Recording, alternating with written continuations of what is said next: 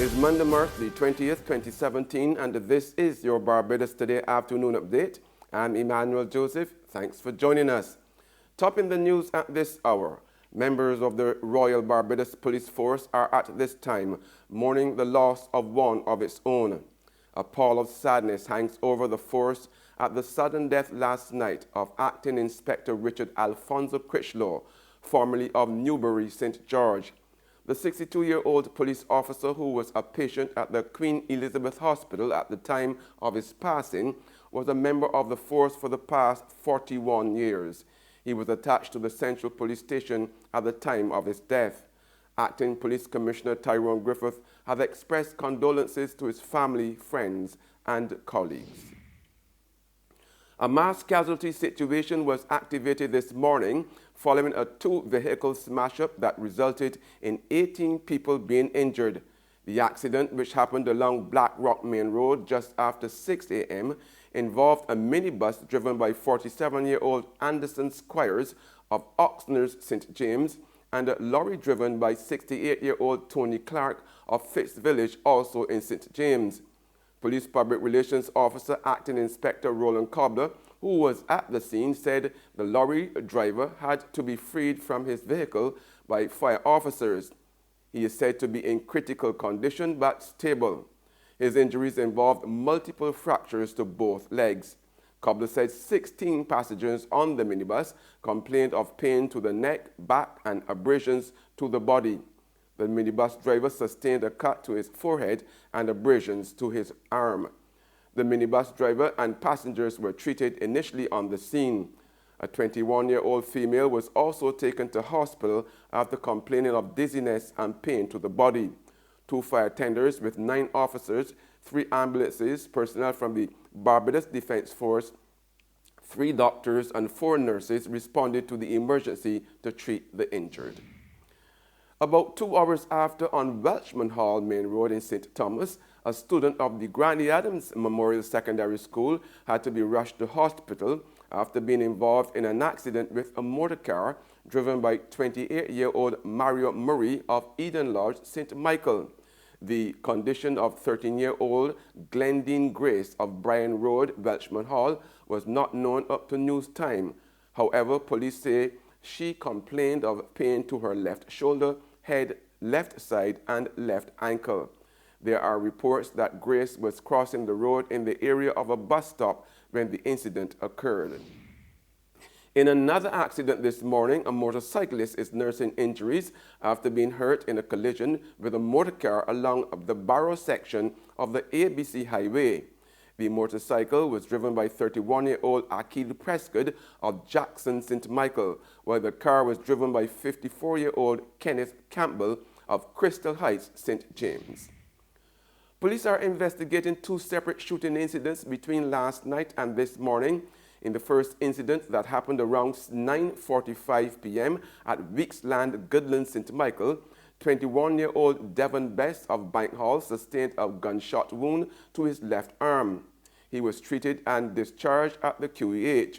The other shooting incident, which occurred just after midnight at Fairfield Main Road, Black Rock, resulted in 47-year-old Brian Cumberbatch of Strathclyde, St. Michael being shot multiple times about the body. His condition is listed as critical.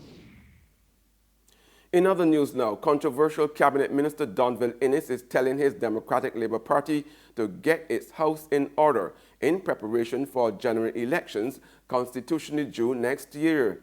Speaking at a St. Peter branch meeting at St. Albans Skills Training Centre last night, Innes said his ruling party still has to get its full slate of candidates in place.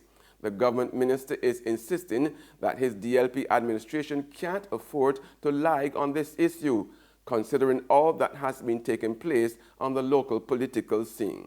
So I expect over the next couple of weeks, we can't wait to know annual conference.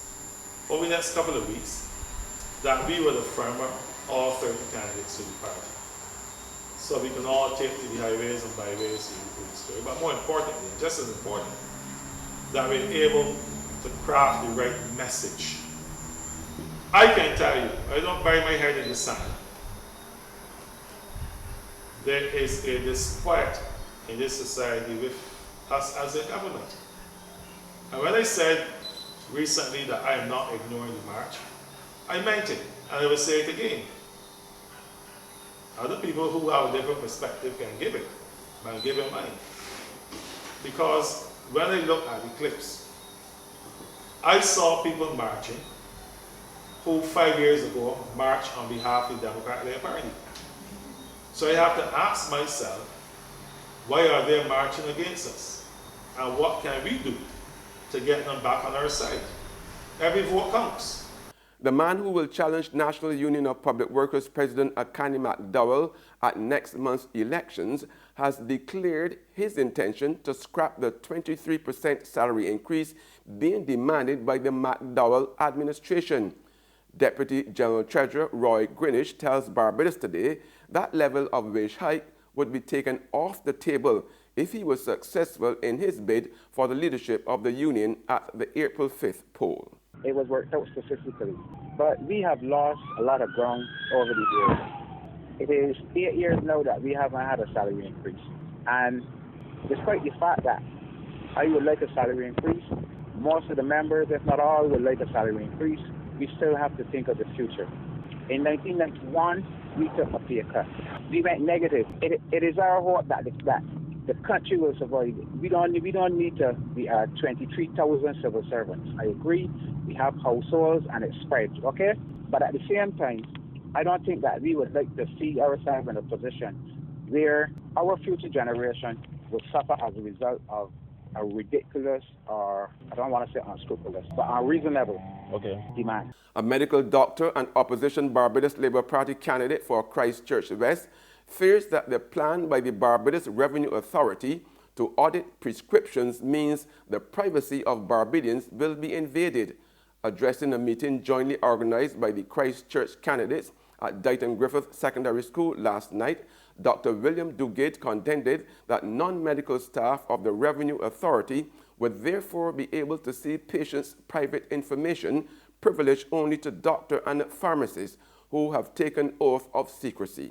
No auditor, no person who receives these prescriptions will never went and take an oath to say that they will keep everything secret that's supposed to be kept secret. So if they see somebody getting a cyclovir, they'll say, oh, that person, whoever his name is, and read the name, he had herpes. Or they see somebody getting zidovudine, oh, we know that that's an HIV medication.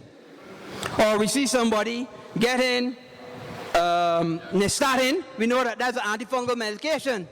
So there are people will then get to know what ailments you are suffering by virtue of the prescription that they are auditing. Could that be right? And we are going to make sure that that could not happen in this country, because there is no way that they could breach the doctor-patient confidentiality rules by asking to see prescriptions. There's regional and international news after this short break. Get your paper, get your paper. Only $2.25, $2.20. Who? For what?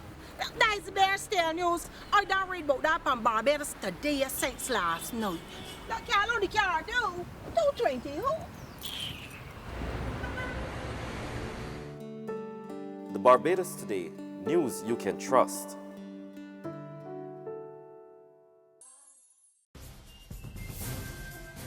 We're back with news from the region now. The Trinidad and Tobago government has borrowed US $50 million from the Inter-American Development Bank to fight non-communicable diseases.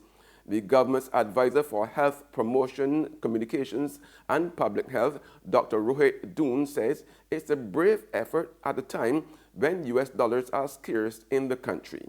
There is an epidemic of non-communicable diseases in the country. Obesity is spiraling out of control, and 50.7% of the population is overweight.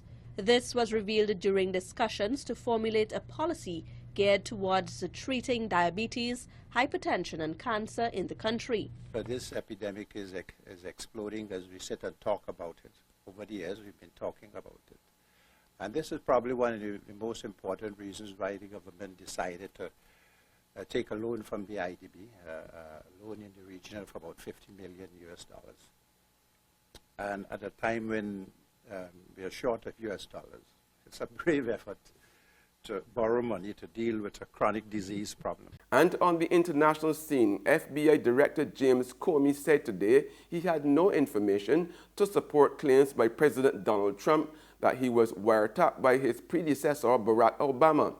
Comey also told the House Intelligence Committee that the Justice Department, along with the FBI, had no information to support the allegations.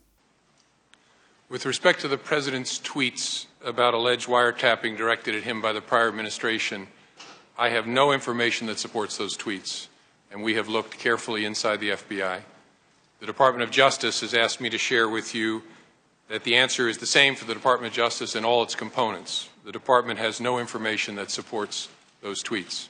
And that's news, but for the very latest, visit our website at www.barbadostoday.bb. Also subscribe to our e-paper, email updates, and like us on Facebook. We are also on Izumi Media in bus terminals, or screenplay at supermarkets and gas stations near you, as well as Channel 99 on Flow TV and Mix 96.9 FM. I'm Emmanuel Joseph. Have a fantastic day.